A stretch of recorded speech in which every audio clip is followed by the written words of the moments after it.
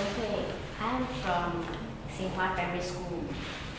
This incident is when I was 5 years old. And you are now how old? 11. 11. So this was when I was 5 years old. I had a bad fall because I have a habit of jumping on the sofa.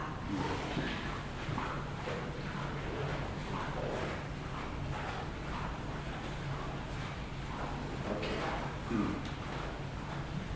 And then I jumped and I tripped and fractured my arm. Okay. So maybe to our audience, whatever you see on the screen is not clear enough. This is her actual drawing. You can see she's in orange and the sofa is in red. So when you scan and you show on the screen, it's not that clear. Okay.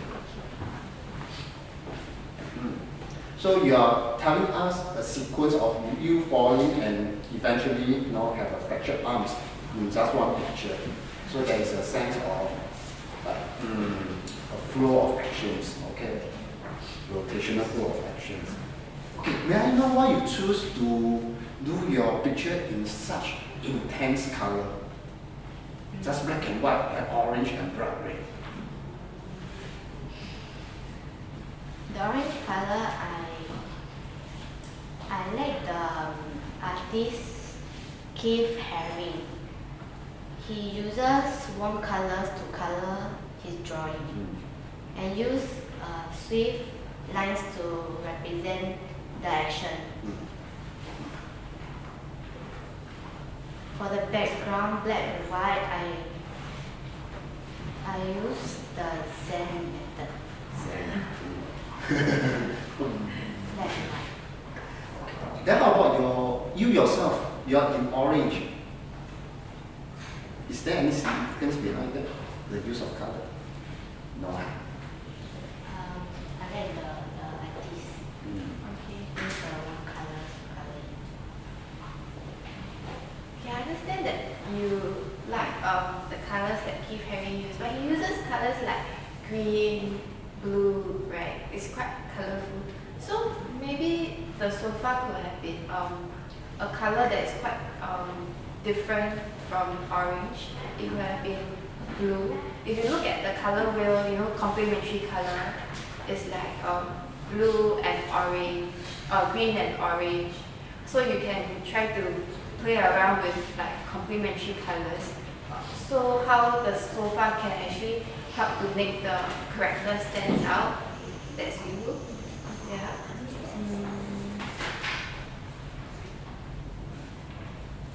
I think there is a flow of story here, but if you didn't tell me that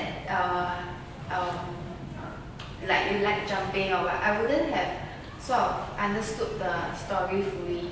So maybe it could have been a bit more storytelling in the picture itself. Yeah.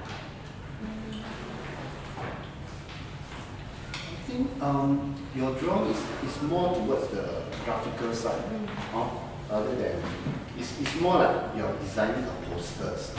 Okay. I think I share the same sentiments. That is the orange and the red. They are too similar.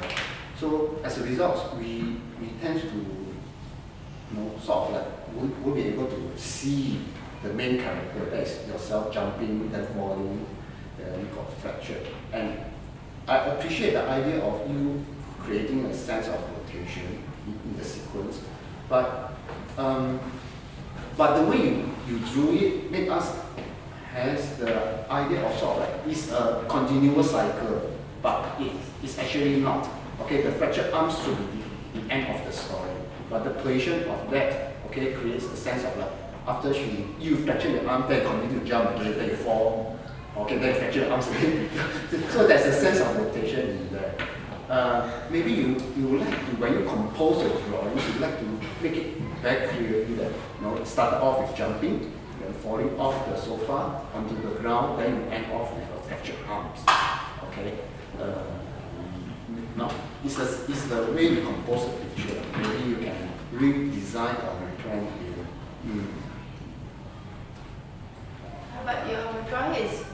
differ from what I would see from children your age. So I think there is a sense of advancement, but you need to work on the storytelling. Maybe the frames could be, there is many frames of like the boy jumping, just the legs, up and down. So we know that, okay, this girl loves to jump, and then what happens later, you see her on the floor, then you zoom into the fractured arm, and then maybe the last frame could be a crying face. So you can work on how you want to tell the story. Yes. Yes, second that. I like the boldness, you know, you're very bold and very daring in your drawings and the use of color as well. Maybe you can keep exploring in that direction. Okay. Thank you. Yes.